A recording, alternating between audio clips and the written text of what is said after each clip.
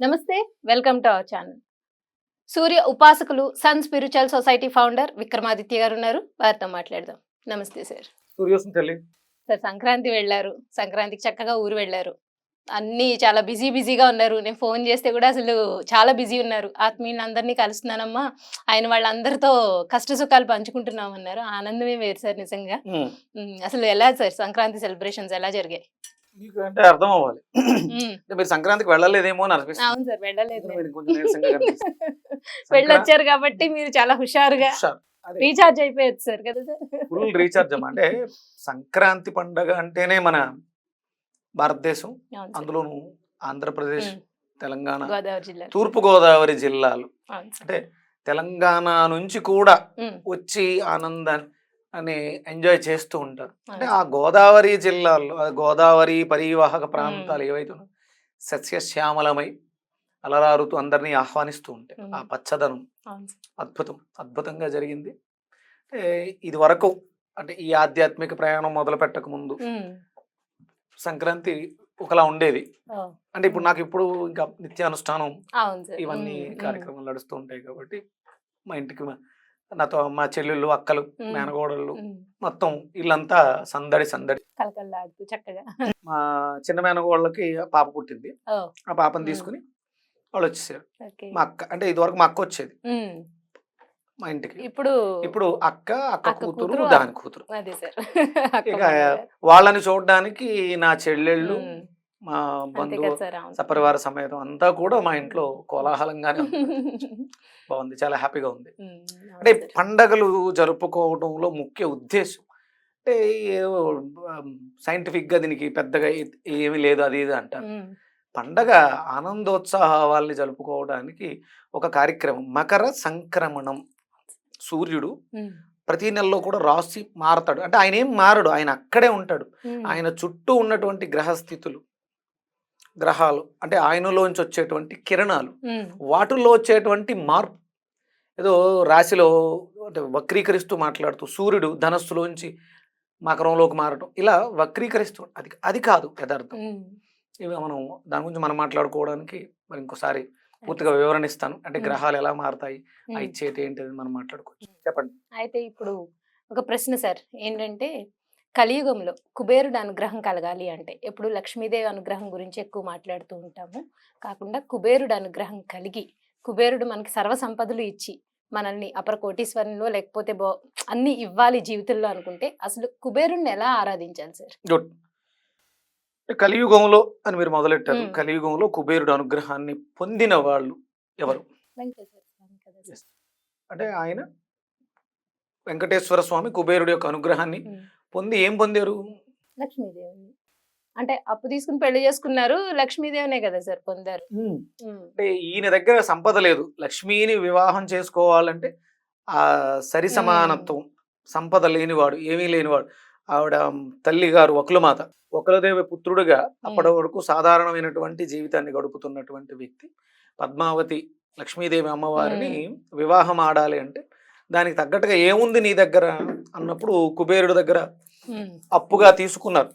ఆ వివాహానికి అయ్యే ఖర్చులు అనుకోవచ్చు, ఉమ్, లేకపోతే సంపద అనుకోవచ్చు.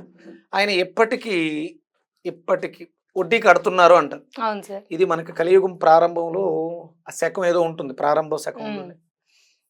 ఎన్ని కోట్లు అప్పు తీసుకున్నాడు ఆయన మరి, ఈ అమ్మ ఎంత అడిగిందో ఉమ్, ఆయనే.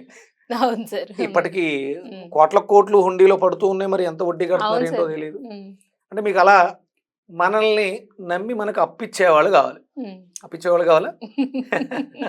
సంపద కావాలా? సంపదే కావాలి సార్. అంటే లక్ష్మీదేవి యొక్క సంపదకి ఉమ్, ఈయన ఒక లీడర్ అన్నమాట. ఉమ్, కుబేరుడికి ఆధిపత్యాన్ని ఇచ్చారు. పరమేశ్వరుడే పెడతారు ఈయన్ని. ఉమ్. కుబేరుడిని ఆధిపత్యాన్ని ఇస్తారు. ఓ, లక్ష్మీదేవి యొక్క సంపదకి ఈయన ఒక అకౌంటెంట్ అన్నమాట. ఉమ్, అంటే ఈవిడ ఎలాగేస్తుంది మనకి, అవును కానీ సార్. ఇక్కడ ఆ చిన్న సైన్, ఉమ్, ఈయనకు 100 కోట్లు ఉమ్, ఇవ్వాలి అనేదాన్ని. మరి అంటే కుబేరుడు అనుగ్రహం పొందడానికి వెంకటేశ్వర స్వామి కలియుగ ప్రారంభంలో ఏమైనా చేశారా? ఉమ్, అవును కదా సార్. మనం మరి ఆలోచించాల్సింది. చెయ్యకుండా ఎవరు ఊరికనే ఎందుకు ఇస్తారు సార్? ఏదైనా చేసే కుబేరుడు ఉంటారా? కుబేరుడితో అప్పు ఉమ్, అడగాలి. వీళ్ళు అప్పు ఏమన్నా అప్పు కావాలంటే ఉమ్, అప్పు తీసుకోవడానికి నీ దగ్గర ఏముంది? అదే కదా సార్. అవును. ఓ 1,00,000 కావాలి, ఉమ్, ఏమన్నా ల్యాండ్ పెడతావా, గోల్డ్ పెడతావా, లేకపోతే ఎవరన్నా 10 లక్షల రూపాయలు ఉమ్, షూరిటీ ఉంటారా అంటే 1 లక్ష రూపాయలు అప్పు. మరి ఆయన ఏం పెట్టి ఏం చూసి ఇచ్చారు? కుబేరుడు వెంకటేశ్వర స్వామికి 1,00,00,000 ఇచ్చారు అప్పట్లో, అదే సార్ 10 అవును కోట్లు ఇచ్చారు, అప్పట్లో 100 కోట్లు ఇచ్చారో తెలియదు. అది ఇవ్వాలంటే ఈయన ఏం షూరిటీ చూపించుంటారు? ఉమ్. ఎవరికైనా అవగాహన ఉందా? నాకైతే లేదు సార్. నిజంగానే ఏం చూపించుంటారు? ఇప్పుడు మీరు అడుగుతుంటే నాకు ఆశ్చర్యంగా అనిపించింది. అంటే ఇప్పటి వరకు ఆలోచన కూడా లేదు. అదే ఇప్పుడు అది ఎవరైనా నిజమే మనం మీరు చెప్పింది. బ్యాంకుకి ఆ వెళ్ళినా అర్హత ఎక్కడికి వెళ్ళినా అవును సార్. ఆ ఏదో అర్హత కూడా సాధించాడు ఆయన. మనకి వెంకటేశ్వర స్వామి వైభవం ఉమ్, చదువుతూ ఉన్నప్పుడు ఈయన వైకుంఠం విడిచి లక్ష్మీదేవి వెళ్ళిపోయిన తర్వాత కిందకి భూమి మీదకి వచ్చేసిన తర్వాత భూలోకంలో. ఉమ్, ఆయన ఒక చెట్టు కింద విశ్రమిస్తారు ఉమ్, అలిసిపోయి. ఉమ్, అప్పుడు పుట్ట పోసేస్తుంది. అంటే అవును ఆయన సార్. ఎంత గాఢంగా నిద్రపోయారు, ఉమ్, పుట్ట పోసే అంత. ఉమ్, అప్పుడు ఆయన లోపల ఆకలితో అలమటిస్తూ ఉంటే ఒక గోమాత వెళ్ళి గోమాత నుంచి పాలు పాలిస్తుంది కదా సార్. క్షీరాన్ని ఇస్తుంది. అవును. ఉమ్, అప్పుడు శక్తిని కూడగట్టుకుని అందులోంచి బయటకు వస్తారు. ఉమ్. అది ఇంకా తర్వాత ఆవు పాలు ఆ పోయడంతో ఆ అదే యజమాని వచ్చి అవును పుట్టను సార్. తవ్వడం ఉమ్, ఇవన్నీ జరుగుతాయి. ఆ తలకు దెబ్బ తగులుతుంటే ఉమ్, ఆయన అలా వెళ్ళిపోవటం. ఇక మనకి ఈ మిగతా కథ అంతా వెళ్తూ ఉంటుంది. అంటే నేను కొన్ని రీసెర్చ్లు చేశాను దీని మీద. ఉమ్, ఉమ్, మనకి కీరో అని ఒక సైంటిస్ట్, కీరో ఉమ్, ఆయన పేరు కీరో. ఉమ్. మనకి రాధేశ్యామ్ సినిమా చూసారా? అవును సార్. ఉమ్, ఆయన చేయి చూసి ఉమ్. హస్తరేఖ పామ్ హిస్టరీ పామ్ చెప్తా. హిస్టరీ చెప్తూ ఉంటారు. అవును సార్. ఉమ్, అంత శక్తి అంటే ఎలా చూస్తే జరగబోయేదని కనిపిస్తుంది ఉమ్, అనే దానికి ప్రతీక ఏంటంటే కీరో అనే ఆయన 3 సంవత్సరాల పాటు ఆవు పాలు మాత్రమే సేవించారు. అంటే అన్నం కూడా ఆవు పాలతోటి తిన్నారు, ఇంకేమి తినకుండా. ఓ ఉమ్, అంటే నేను రీసెర్చ్ ఏం చేశానంటే ఈ మధ్య నేను పాలన్నం తినడం మొదలు పెట్టాను. ఉమ్, ఉమ్, అంటే మనం ఆధ్యాత్మిక అభివృద్ధి చెందాలి అంటే అంటే గోవు పంచగవ్యాలు అంటారు. ఉమ్. గోమాతలో లభించే వాటిని పంచగవ్యాలు. అవును. 5 గకారాత్మక శక్తులవి. ఉమ్. ఘ అంటే గణపతి, ఉమ్, గకారము, ఉమ్, గుణాత్మక శక్తి అది. ఉమ్. ప- పంచగవ్యాలు. పంచగవ్యాలు ఉమ్, 5 అవును అంటే సార్. గోక్షీరము, గోఘృతము, గో గోమయము, మూత్రము, ఉమ్, గో మూత్రము, పంచకము, ఉమ్, అవును ఇలా సార్. అంటే ఆవు మూత్రము, ఉమ్, గోమూత్రము, ఉమ్, ఆ, గోదది, ఆవు ఉమ్, పెరుగు, ఆవు ఉమ్, పాలు, ఆవు పేడ, ఆవు మూత్రము, ఆవు వెన్న, ఉమ్, ఇవన్నిటిని కలిపితే పంచగవ్యము అవుతుంది. అవును సార్. అంటే 5 రకాల గకారాత్మక శక్తులు. అందులో గో ఘృతము, అందులో గో ఘృతం అనే దాంట్లో 2 గాలు ఉన్నాయి. ఉమ్, అంటే ఘృతము వృద్ధయేత్ బుద్ధి.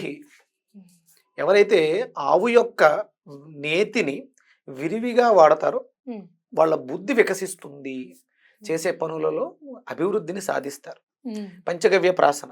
ఇక్కడ ఆయన ఫస్ట్ వెంకటేశ్వర స్వామి ఆవు పాలని మాత్రమే పుట్టలో ఉండి స్వీకరించారు, ఇంక వేరే ఏం లేదు కదా. ఉమ్. అంటే మనం సంపన్నులం కావాలంటే ఆవు పాలని స్వీకరించాలి ఓ ఫస్ట్. గ్రేట్. ఉమ్, ఆయన చేసింది అదే. ఇక ఉమ్, తర్వాత ఆయన చేసిన సాధన ఎప్పుడైతే బుద్ధి వికసించిందో యాజ్ఞవల్క మహర్షి యొక్క అనుగ్రహాన్ని పొంది ఆయన ఆశీర్వాదాన్ని తీసుకుని ఆయన అడిగారు అప్పుడు, ఏంటి నీ పరిస్థితి అంటే, ఉమ్, నువ్వు దీక్ష తీసుకో నాయనా అని గురువు గారు చెప్పడం జరిగింది. ఉమ్, అప్పుడు ఆయన 12 సంవత్సరాల పాటు పుష్కరం కాలం, అంటే అప్పట్లో ఉన్న ఉమ్. పరిస్థితుల ప్రకారం 12 సంవత్సరాలు కఠోరమైనటువంటి దీక్ష చేశారు వెంకటేశ్వర ఓ, స్వామి. ఒకళ్ళు మాత పుత్రుడిగా మాత్రమే, 12 అప్పటికి ఇంకా సంవత్సరాలు. వెంకటేశ్వర స్వామి ఉమ్, కలియుగ దైవం అవ్వలేదు ఆయన. 12 సంవత్సరాలు అక్కడ మీకు తిరుచానూరు అమ్మవారి దగ్గర ఒక కొలను ఉంటుంది. ఉమ్, ఆ సరస్సులో స్నానం చేయటం, అందులో సంధ్యావందనం చేయటం, అందులో వికసించినటువంటి పద్మాలను తీసుకొచ్చి ఒక మూర్తిని ఆయన తయారు చేసుకుని ఆ మూర్తి పాదాల దగ్గర పెట్టి నమస్కరించడం, గో గో ఉత్పత్తులు, ఈ పంచగవ్యాలు ఈ వీటిని స్వీకరించడం, గోవులు ఆవుల్ని కాచుకుంటూ వాటితో సావాసం. అంటే గోమాతని సంరక్షించి ఆయన చేసినటువంటి గోవిందుడి సేవ చేశాడు ఆయన. ఉమ్. కలియుగదైవం వెంకటేశ్వర స్వామి చేసిన సేవ గోవిందుడు. ఉమ్, గోవులతో ఉంటూ గోఘృతాన్ని స్వీకరిస్తూ గోమయాన్ని వాటిని వాడుకుంటూ గోవిందుడి సేవ. ఎవరా గోవిందుడు అంటే సూర్యనారాయణమూర్తి మాల వేసుకున్నారు ఆయన. పద్మం ఏ రంగులో ఉంటుంది? పింక్ కదా సార్. ఈ పద్మాలని ఆ గోవిందుడికి సమర్పించేవారు. అందుకని గోవింద నామం అంటే ఇష్టం. ఈయన గోవిందుడు కాదు, ఆహా, ఓకే, ఓకే. వెంకటేశ్వర స్వామికి ఉమ్, గోవింద నామం అంటే గోవిందనామాలు ఇష్టం. ఆయన పేరు వెంకటేశ్వరుడు, ఒకరి మాత కొడుకు. ఉమ్, గోవింద గోవింద అంటే ఎందుకు ఇష్టం అంటే ఆయన సేవించింది గోవిందుడిని. ఓ, అందుకని ఇష్టం. ఆ గోవిందుడి సేవ చేయడం అది మనం అంటే ఉచ్చరిస్తే ఇప్పుడు అవును సార్. రామనామం అంటే హనుమంతుల వారికి ఇష్టం. ఆయన పేరు రామ కాదు కదా, అవును. రామరామ్ అంటే రాముడు అంటే ఉమ్, ఆయనకి ప్రీతి కాబట్టి ఆయనకి ఇష్టం. అవును సార్. మరి ఆ రాముడు తరించడానికి సీతాదేవిని తెచ్చుకోవడానికి ఉపకరించిన మంత్రం ఏంటి? ఆదిత్య సూర్యుడు. హృదయ అవును, పారాయణ. ఆదిత్య హృదయం. అప్పుడు హనుమంతుల వారికి రామనామం అంటే ఇష్టం. రాముల వారు తరించడానికి ఉపయోగపడినటువంటి ఆదిత్య హృదయం అంటే ఉమ్, ఇంకా ఇష్టం. అవును సార్. ఇక్కడ మనం తీసుకోవాల్సింది ఏంటంటే, అంటే అప్పట్లో కలియుగం ప్రారంభంలో 12 సంవత్సరాలు చేయాల్సి వచ్చింది, కానీ ఇప్పుడు మనం 12 నెలలు చేయొచ్చు, 12 నెలలు. 12 రోజులు చేయొచ్చు. ఎలా సార్? అంటే ఆరాధన ఎలా? అదే ఇక్కడ మనం అది మీకు చెప్పేది అదే. ఇక్కడ అందుకని ప్రధానంగా గులాబీ రంగు అంటే ఆయనకి చాలా ఇష్టం. ఓ. లక్ష్మి లక్ష్మీదేవి విష్ణుమూర్తికి, అంటే విష్ణుమూర్తి అంటే లక్ష్మీదేవికి చాలా ఇష్టం. మనం లక్ష్మి కావాలి అని తాపత్రయపడతాం. అంటే మనం కోపము, ద్వేషము, పగ వీటితో ఉంటే లక్ష్మీదేవి మన దగ్గర ఉండదు. విష్ణుమూర్తి తత్వాన్ని మనం అనుసరించగలిగితే ప్రేమతత్వాన్ని, అంటే ప్రేమకి ప్రతీక ఏం రంగు? పింకే కదా సార్, గులాబీ గులాబీ రంగు. రంగే చెప్తారు. అందుకని అంటే మనకి జ్యోతిష్ శాస్త్రంలో పంచమ స్థానాన్ని ప్రేమ స్థానం కింద చెప్తారు. పిల్లల స్థానం, విద్యాస్థానం అని చెప్తారు. ఆ పంచమాధిపతి రవి సూర్యనారాయణమూర్తి, ఆయన ప్రేమకి ప్రతీక కాబట్టి గులాబీ రంగు వర్ణం అంటే ఆయనకి చాలా ఇష్టం అని చెప్తుంది శాస్త్రం. అలాంటి ఆయనలో ఇంద్రధనుసు 7 రంగులు ఉంటాయి. అందులో కొన్ని రంగుల యొక్క మేళవింపు మనకి గులాబీ వర్ణాన్ని ఇస్తుంది. అది చూసిన వెంటనే ఆహ్లాదకరంగా ఉంటుంది. పద్మం కూడా గులాబీ రంగులో ఉంటుంది. అంటే మీకు శ్వేత పద్మాలు కూడా దొరుకుతాయి. ఆయన శ్వేత పద్మ ధరం దేవం, కానీ ఆయనకి పద్మం, గులాబీ రంగు పద్మం అంటే బాగా ప్రీతి కాబట్టి గులాబీ రంగు వస్త్రాన్ని ధరించి దీక్షగా మాలధారణ. ఇప్పుడు అంటే ఇది టైగర్ ఐతో చేసినటువంటి కంకణం. అంటే మనం ఏదైనా వ్రతం చేస్తున్నప్పుడు కంకణం కడతాం, అంటే వీడు కంకణం కట్టుకున్నాడు అంటారు. మనకున్నటువంటి కష్టాలని పారద్రోలాలి అనుకుంటే మనం కంకణం కట్టుకోవాలి. నేను కొన్ని రోజులు, కొన్ని నెలలు దీక్షగా ఉంటాను, నేను ఆహారానికి లోబడి నోటి జిహ్వాచాపల్యం కోసం కాకుండా జీవితం యొక్క అర్థాన్ని తెలుసుకోవడం కోసం కంకణం కట్టుకుంటున్నాను. సూర్య సాధనతో, సూర్య ఆరాధనతో ఆయన సామాన్య ఒకలమాత కొడుకుగా ఉంటూ లక్ష్మీదేవిని వివాహం చేసుకుని కలియుగానికే దైవమై 7 కొండల మీద కొలువై ఉన్నాడు. అంటే ఆయన చేసిన సాధన ఆయన్ని అక్కడ కూర్చోపెట్టింది. అంత అవసరం లేదు మనకి ఆయన దగ్గరికి వెళ్ళడానికి, ఎలాంటి కష్టాలు లేకుండా ఆయన అనుగ్రహాన్ని పొందడానికి, వెంకటేశ్వర స్వామి అనుగ్రహాన్ని పొందడానికి. అంటే సూర్య ఆరాధన చేయడం ద్వారా విశేషమైనటువంటి కీర్తి ప్రతిష్టలు వస్తాయి, ఆరోగ్య ఐశ్వర్యాలు వస్తాయి, సంపదలు. అంటే కుబేరుడు ఏమీ అడగకుండా మనకి సంపదలు ఇచ్చే స్థితికి చేరుకుంటాము. అంటే సూర్యుడి యొక్క కిరణాలకి గోవులు అని పేరు. గోవులు, సూర్యుడి కిరణాలకి గోవులు అని పేరు. ఆవుకు కూడా గోవు అని పేరు, సాధు స్వభావం కలిగి ఉంటుంది కాబట్టి. అందుకని ఆయన కలిగిన వాడు కదా ఇంద్రుడు. ఎవరు? సూర్యుడు, గోవిందుడు. కిరణాలు, ప్రేమమైనటువంటి కిరణాలు కలిగిన వాడు గోవిందుడు. ఆయన సూర్యనారాయణమూర్తి. ఆయన్ని ఆరాధించడం ద్వారా ఆయన తీసుకొచ్చి కోట్లు గుమ్మరించారు. ఇప్పటికీ మనం ఆయన్ని అనుసరించినందుకు 12 సంవత్సరాల పాటు దీక్ష తీసుకున్నందుకు వెంకటేశ్వర స్వామికి పట్టుకెళ్ళి మనం చెల్లిస్తూనే ఉన్నాం, మన ఇళ్లలో ఇలవేలుపుగా కొలుచుకుంటూ ఉన్నాం. అందుకని మనం జీవితంలో అనుకున్నది సాధించాలంటే సూర్య దీక్షలు ప్రారంభించాల్సినటువంటి సమయం ఇది. మహాకుంభమేళా జరుగుతుంది 144 సంవత్సరాలు. మళ్ళీ మనకి పూర్వ వైభవం రావాలంటే ఇప్పుడు మనం సూర్య దీక్షలు ప్రారంభించాలి. నేను ప్రారంభించాను. నేను గత అంటే 11 ఏళ్ళు అయింది. నేను 2013లో మొదలు పెట్టాను సూర్య దీక్ష. ఈ నిరంతరం ఒంటి మీద మాల ఉంటుంది, ఎప్పుడు నిరంతరం ఆ స్వామి నామం తప్ప. నేను మొట్టమొదటిసారి ఒకటి ప్రార్థన చేశాను, నీ శాంతికి నన్ను ఒక సాధనంగా చేయి, an instrument of your peace. నా జీవితాన్ని నీకు నేను అంకితమిస్తున్నాను, నీ కోసం పరితపిస్తున్న నా పేరు దశ దిశల వ్యాప్తి చెందించు అన్నాను. ప్రపంచ వ్యాప్తి కీర్తినిచ్చారు. ఎవరైతే సూర్యుని ఆరాధిస్తారో, ఎవరైతే సూర్యుని అనుసరిస్తారో వాళ్ళ కీర్తి చిరస్థాయిగా నిలిచిపోతుంది. మనకి ప్రత్యక్షంగా రామచంద్రమూర్తి సూర్య ఆరాధన, సూర్య ఉపాసన, ఆదిత్య హృదయ పారాయణం చెప్తుంది.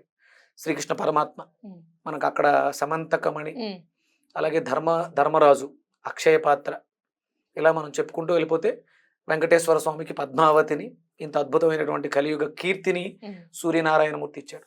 ఎవరైతే సూర్యుడిని ఆరాధిస్తారో, సూర్య దీక్షగా తీసుకుని ఉమ్, కేవలం బ్రతకటం కోసం మాత్రమే తింటూ ఆ సూర్య నామస్మరణతో జీవితాన్ని ప్రారంభించి ముగిస్తారో వాళ్ళ జీవితాలు చిరస్థాయిగా నిలిచిపోతాయి. ఉమ్.